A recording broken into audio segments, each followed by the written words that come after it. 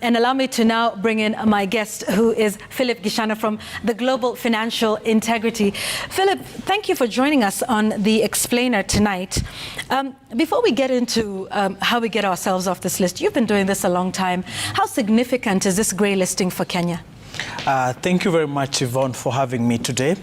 And this is really important. What has happened is very critical in how the standing of Kenya goes forward, how we move forward in terms of policy and legal reforms, and what, in our reflections, what has been done in terms of anti-money laundering and, terrorism financing in Kenya.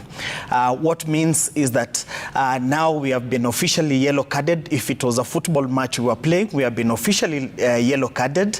And in the next move, if we don't watch how we play, then we're likely to, be red-carded, and red-carded means we get into the blacklist that you have already highlighted. So this is quite a momentous moment where we have to sit down and reflect as a country and see where we have come from the time we were first again grey-listed, and up to now, what is it that we are not doing well, and why did we deserve to be, grey-listed as a country? Yes, again, and you mentioned that this happened in 2011. They obviously flagged some areas. I've listed some of them. I mean, the list was by no means exhaustive. Which particular weakness or deficiency stood out for you? For me, it is, quite a number of them stood out, but for me is the flagging out of, the issue of prosecution, successful investigation and prosecution of money laundering cases. This has been quite an area of interest if you look at, how our prosecution agencies and our investigative agencies, the amounts they have put, the human resource they have put, in ensuring that they have the capacity to, one, investigate and even prosecute.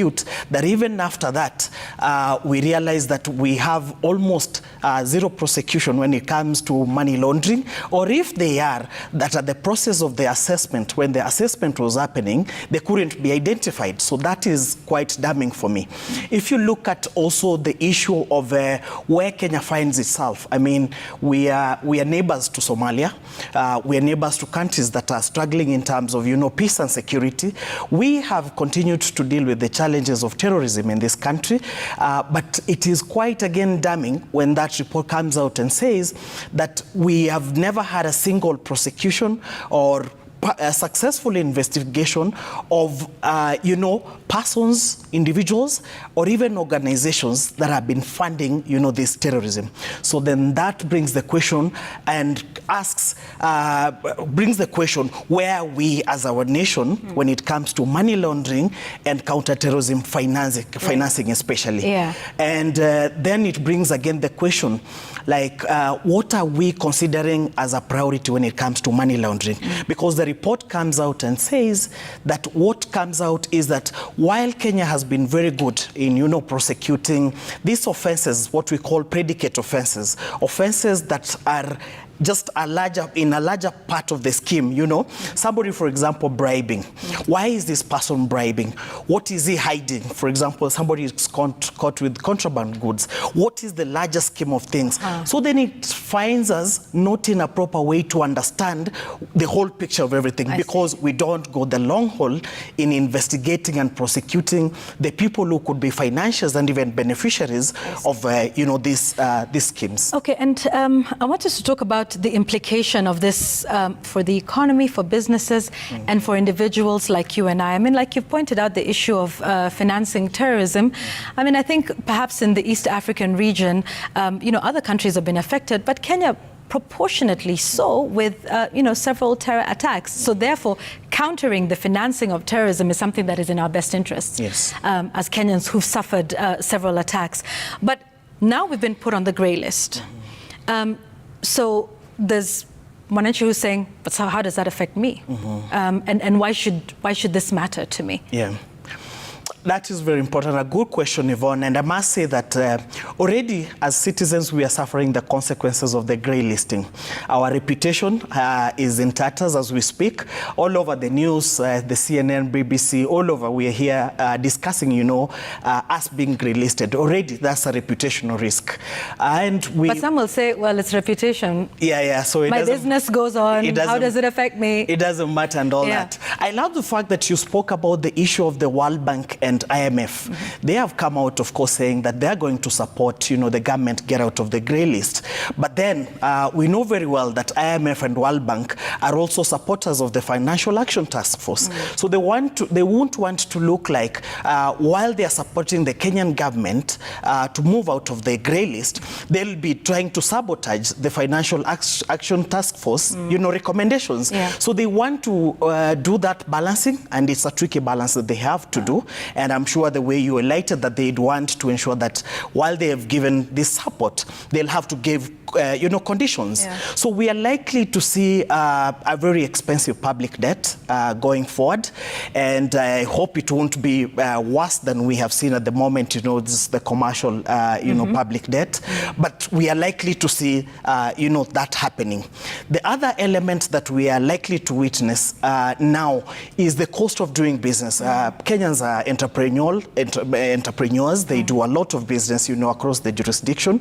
We are going to see the countries that you listed as white, adding some restrictions and trying to say that, look here, if you come from a grey listed country, we are going to make enhanced due diligence to ensure that we are not receiving money that is proceeds of crime.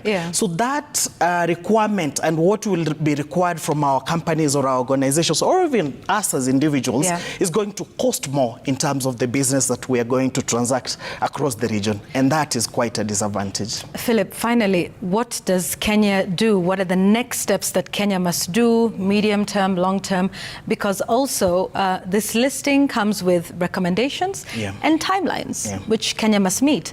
In your view, what are the steps that Kenya needs to take to get itself off this list and onto the white list? First, with our priority, I believe, and we've been saying a lot, that this country, what we are really lacking is the issue of the public participation in, this fight against corruption or illicit financial flows or money laundering. And that has been caused by, how dangerous it is in this country to report, offenses or to report corruption issue. So we want the government to consider prioritizing, implementing and adopting whistleblower protection law as a first process going forward. We want the government to look at and consider. As civil society, we have always said that, yes, we would want to be compliant. And in fact, it's the government that should help a non-profit organization to self-proof themselves against, this what we call terrorism financing. But what is the solution? There is already a bill that, not actually a bill, it's an act, the Public Benefits Officers Organizations Act, that was already adopted. This bill should already been, implemented at the moment, but the government has dilly-dallied, and that has not happened. Court orders have been issued, and the PBO Act, as we speak, has not been implemented at the moment. That is one law that could have brought about all civil society. Right now they're registered under the NGO board, companies under grantee, CBOs and all that. So it's quite a challenge to even try to do anything of a semblance of, regulating and supervising these bodies. So that would be another way of looking at it. But long term, there is a need to just reflect on the strategies of prosecution. We've lost quite a number of cases from the court. Others, exactly, withdrawn. So that calls for a reflection. Is it an issue of capacity? Do we suffer from an issue of capacity? Is it an issue of political will, Philip, as well? That could be also something else, that it is an issue of political will, because there hasn't been much push, and fight back to either appeal these cases or review these cases when they have, been removed from the court, or they have decided that we're not proceeding. So there is some level of, we feel like there hasn't been much going into that area. And for me, as a long-term measure, we have to actually look and get that strategy right. Okay, indeed. Thank you very much for coming and for helping us understand this, and hopefully we're off this list sooner and quicker than we did the last time, because the last time was 2011 to 2014. Yes, yes. So hopefully, we're out of this sooner rather than later. Thank you very much, Philip Gichana, who's the Policy Director for Africa at the Global Financial Integrity, helping us understand Kenya.